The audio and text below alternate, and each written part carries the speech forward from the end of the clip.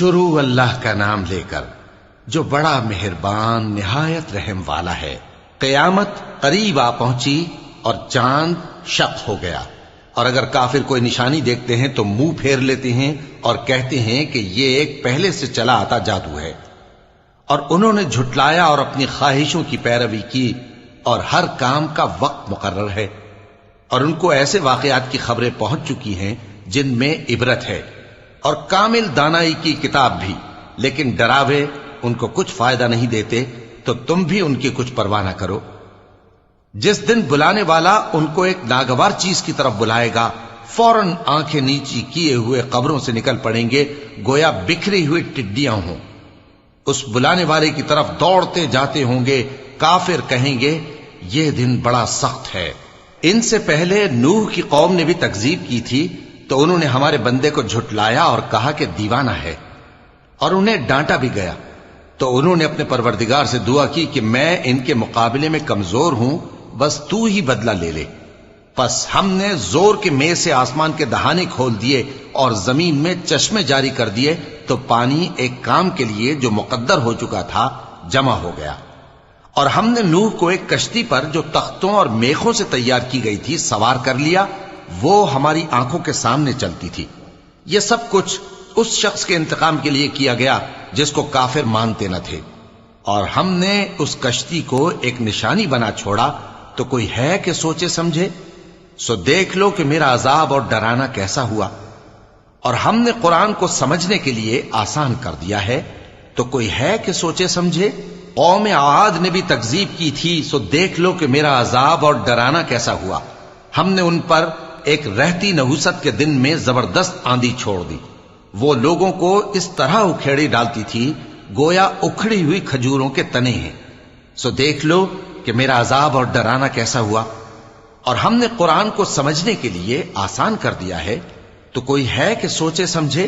قوم سمود نے بھی خبردار کرنے والوں کو جھٹلایا، تو کہا کہ بھلا ایک آدمی جو ہم ہی میں سے ہے، ہم اس کی پیروی کریں؟ یوں ہو تو ہم گمراہی اور دیوانگی میں پڑ گئے۔ کیا ہم سب میں سے اسی پر وحی نازل ہوئی ہے؟ نہیں، بلکہ یہ جھوٹا بڑائی مارنے والا ہے۔ ان کو کل ہی معلوم ہو جائے گا کہ کون جھوٹا بڑائی مارنے والا ہے۔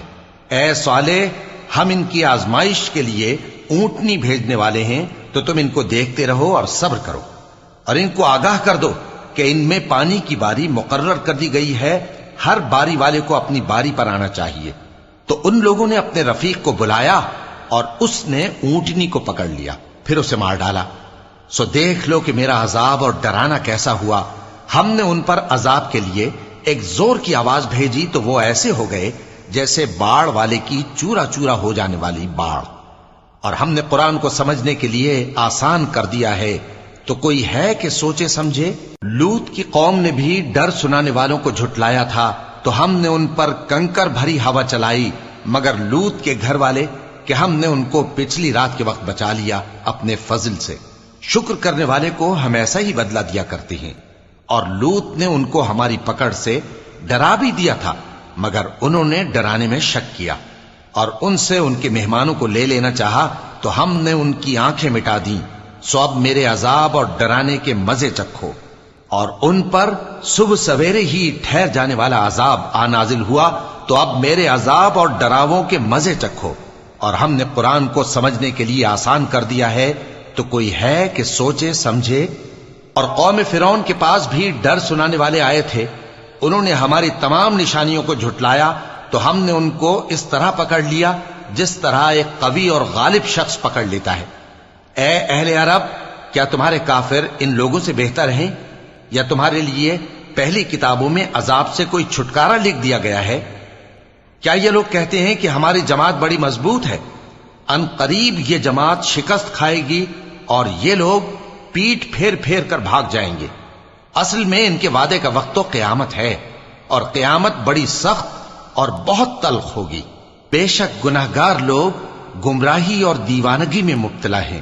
اس روز منہ کے بل دوزخ میں گھسیٹے جائیں گے، کہا جائے گا لو اب آگ کا مزہ چکھو۔ ہم نے ہر چیز اندازہ مقرر کے ساتھ پیدا کی ہے، اور ہمارا حکم تو آنکھ کے جھپکنے کی طرح ایک بات ہوتی ہے۔ اور ہم تمہارے ہم مذہبوں کو ہلاک کر چکے ہیں، تو کوئی ہے کہ سوچے سمجھے؟ اور جو کچھ انہوں نے کیا ان کے اعمال ناموں میں درج ہے، یعنی ہر چھوٹا اور بڑا کام لکھ لیا گیا ہے۔ جو پرہیزگار ہیں وہ باغوں اور نہروں میں ہوں گے، یعنی سچی بیٹھک میں، ہر طرح کی قدرت رکھنے والے بادشاہ کی بارگاہ میں۔